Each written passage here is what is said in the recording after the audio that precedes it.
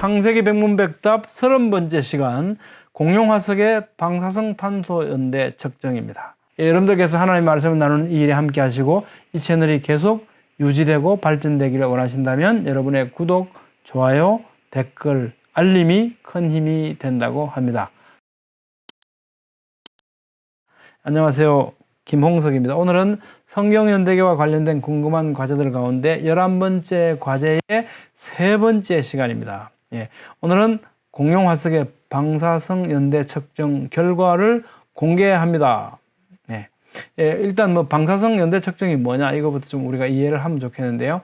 어렵지 않습니다. 제가 이해한 걸 쉽게, 저는 이렇게 여기 이 분야의 전문가가 아니니까 제가 이해한 걸 제 수준에서 설명드리면 여러분들이 충분히 잘 이해할 수 있을 거라고 생각합니다.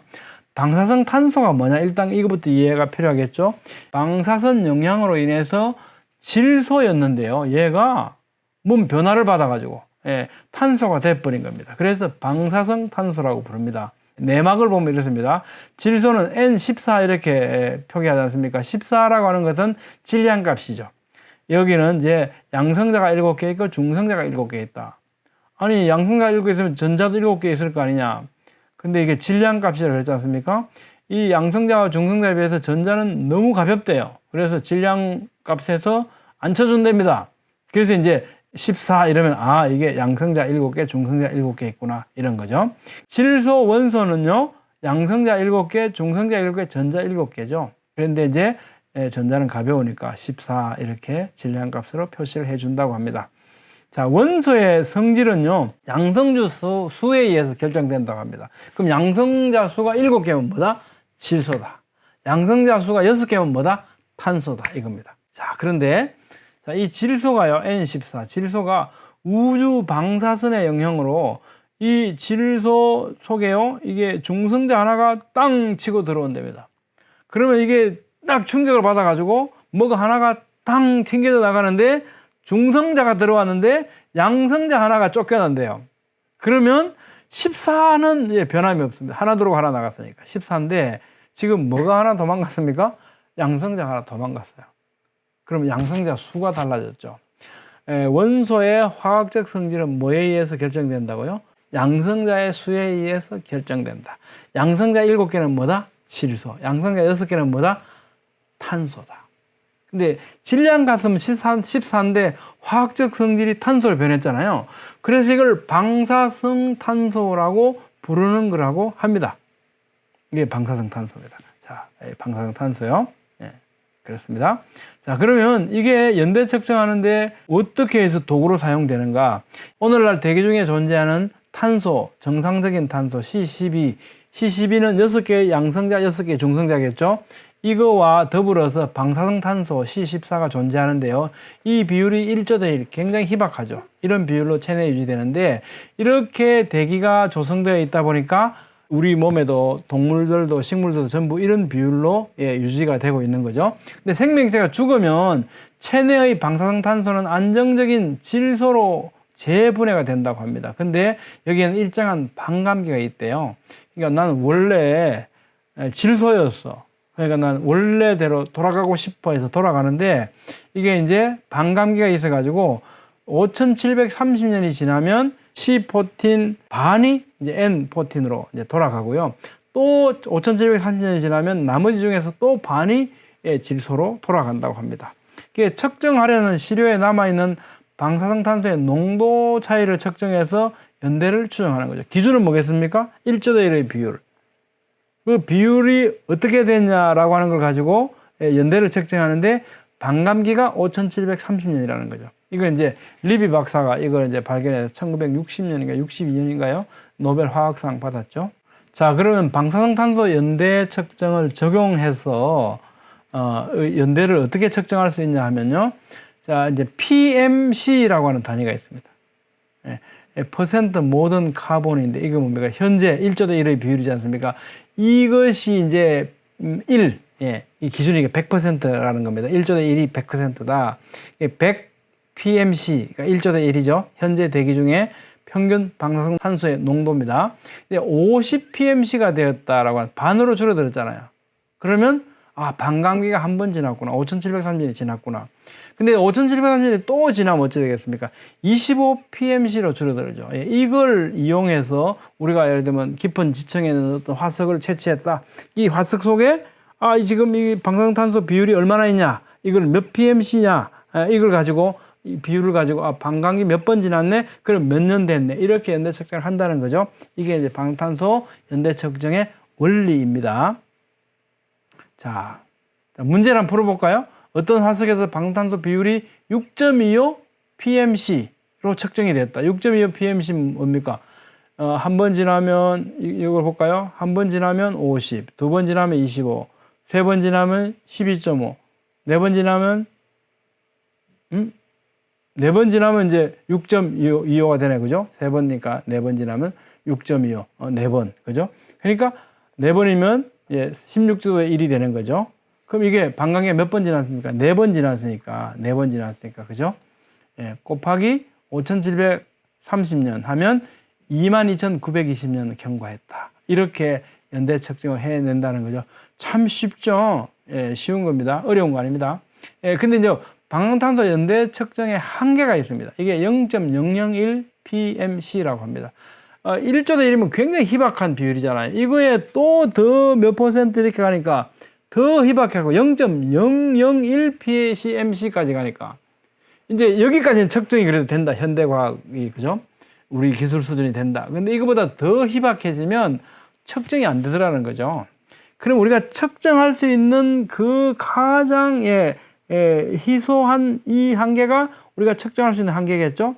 이거 우리가 찾아보면요. 제가 쭉 해보니까 0.001, 15, 58, 여기는 0.000762. 이게 반감기가 16번 했을 때고, 이게 17번 합니다. 16번 할 때까지는 측정이 돼요. 이때 91,680년 지난 거거든요. 근데 이 17번 지나면 0.001보다 더 작아지잖아요. 측정을 못 해요. 그러니까 어디까지? 16번 정도까지 측정이 가능하다. 그러니까 결국은 방사능탄소 연대 측정을 추정할 수 있는 최대 기간은 95,000년이라는 거죠. 이 논리에 의하면, 그죠? 원리에 의하면. 그러니까 95,000년보다 더 오래된 것은 방사능탄소 연대 측정으로 연대 측정을 할 수 있다, 없다? 못한다는 거죠. 예, 이겁니다. 자, 이제 방사성 동연소와 지구의 나이, 이것을 한번 연구해 보자 해가지고요. 1997년 시작됐는데 2000년부터 2004년까지 직접적으로 이제 연구가 프로젝트가 진행이 됩니다. 이제 레이트라 그러는데요. Radio Isotopes and the Age of the Earth, 이렇게 해서 레이트 프로젝트라고 합니다. 여기에는 미국의 이제 ICR 또 CRS 그리고 AIG 이런 창조과학 단체들이 같이 연합으로 연구를 했다고 합니다. 그리고 이제 동위원소 측정 분석은 미국 내 권위 있는 기관에 의뢰해서 수행했다고 합니다. 직접 하면 신뢰성이 없잖아요. 자기들이 원하는 대로 뭐 값을 조정할 수 있는 이런 의심을 받을 수 있으니까 직접 한 게 아니고 돈을 주고 에이전트들한테 의뢰를 해서 그 결과를 모은 거라는 거죠. 여기에 참가했던 분들은요, 대표적으로 이렇게 13분의 여러 분야의 박사님들이 쭉 명단이 공개되어 있습니다. 예, 그래서 방사성 탄소 연대 측정으로 측정한 지층과 화석의 나이를 보면 이제 이렇습니다. 미국의 펜실바니아 주립대학교에 있는 US Department of Energy Coal Sample Bank, 석탄은행이 있는데, 석탄 샘플 은행 여기로부터 선별된 10개의 석탄을 공식적으로 받았다고 합니다. 왜냐하면 어느 석탄이 고생될 거다, 중생될 거다, 누가 증명해 주겠습니까? 곤란하죠? 그래서 공신력 있는 이 샘플 뱅크로부터 샘플을 받아가지고 이걸 갖고 의뢰를 한 거죠.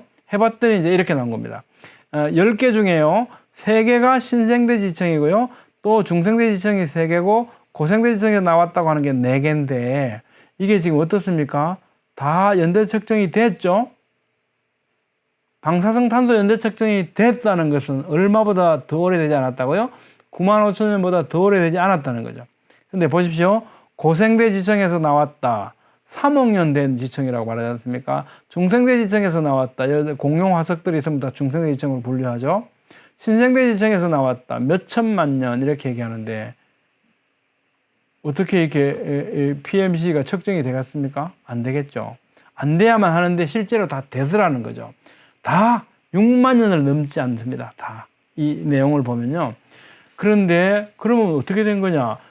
이게 뭐 석탄이 결국 화석이잖아요.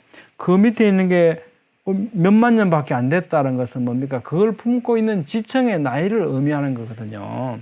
그러니까 이게 고생대 지층이 3억 년 된 줄 알았는데 그게 아니더라는 겁니다. 이게 뭐 몇만 년밖에 안 된 걸로 측정이 되더라는 거죠. 지층의 나이를 누가 뭘 갖고 측정해 봤습니까? 그냥 표준 연대로 정해서 지금까지 지질 조상도에 의해서 이렇게 불려지고 있었는데 실제로 해보니까 이렇더라는 거죠. 자, 그럼 우리가 오늘의 주제, 본 주제로 돌아가서 공룡, 그럼 한번 해보자. 공룡의 방사능탄소 연대 측정을 해보니까 19,000년 정도가 나오더라는 겁니다. 물론 공룡 시료마다 약간씩 차이가 있죠. 근데 공룡이 이거밖에 안 나온다는 겁니다. 그럼 우리는 몇천 년이라고 하는 거하고 수만 년 사이의 어떤 갭을 또 우리가 해결을 해야 되는데요. 이건 다음 시간에 해결을 하도록 하겠습니다. 너무 길어지지 않도록. 오늘은 이 주제에 맞춰서 한번 살펴보겠습니다. 일단 이것은 실제 연대가 아니고 뭡니까? 방사성 연대 측정을 한 결과가 이렇게 나왔다라는 거죠. 그거 말씀드리는 겁니다. 1억 8,900만 년 전 주라기 지층으로 알려져 있는, 이게 중생대 지층이죠. 이 지층에서 나와 있는 요 나무 화석, 실제 요 화석입니다. 요걸 가지고 방사능탄소 연대 측정을 의뢰했더니 24,000년이라고 나왔습니다. 그러면 이 지층의 나이는 얼마다? 24,000년인 겁니다. 방사능탄소 연대 측정에 의하면요, 몇 억 년이 아니라는 거죠. 2억 5천만 년 전 페름기 석탄층으로 알려진 이곳에 묻혀 있던 화석나무를 방사능탄소 연대 측정 의뢰해 봤더니 방사능탄소 연대 측정 나이가 33,700년으로 나왔습니다. 몇 억 년 아니죠? 몇만 년? 이거 굉장히 쇼킹한 사실은 내용이죠. 우리나라에도 에이전시들이 있어가지고 의뢰를 할 수 있으면, 제가 알아보니까 한 점을 이렇게 의뢰하는데요, 한 번 하는데 60만 원 정도를 달라 그러더라고요. 한 10번 정도를 해야 이제 그 중에서 뭐 맨 많이 나오는 거, 적게 나오는 거에서 중간값 정도를 구할 수 있겠죠. 그러면 하려고 그러면 한 600만 원 정도 든다라고 생각할 수 있겠죠. 한번 제가 조사를 해보니까 그 정도 됩니다. 오늘은 공룡 화석의 방사능탄소 연대 측정 결과를 살펴봤습니다. 공룡 화석의 나이에는 또 다른 중요한 의미가 내포되어 있죠. 그것은 그 화석이 발견되는 지층의 나이도 수억 년이 아니고 수만 년 이내라고 방사능탄소 연대는 말한다는 겁니다. 방사능탄소 연대 역시 실제 연대가 아니고 과학적인 연대라는 겁니다. 여러분들의 생각은 어떻습니까? 다음 시간에는 여러 지층들에서 발견되는 공룡 이외의 다른 화석 생물들에서도요, 연부 조직, 즉 부드러운 살점들이 발견되고 있다는 사실을 공개하겠습니다. 이는 그 화석들이 속해 있는 고생대, 중생대, 신생대 지층들의 나이가 매우 젊다는 것을 의미하기 때문입니다. 매우 충격적이기도 합니다. 성경의 연대와 배치되는 이런 내용들에 대해서 과학적인 접근을 한번 시도해 보고 있는 겁니다. 과학은 뭐라고 말하는가? 여러분들께서 하나님의 말씀을 나누는 이 일에 함께 하시고 이 채널이 계속 유지되고 발전되기를 원하신다면 여러분의 구독, 좋아요, 댓글, 알림이 큰 힘이 된다고 합니다. 감사합니다.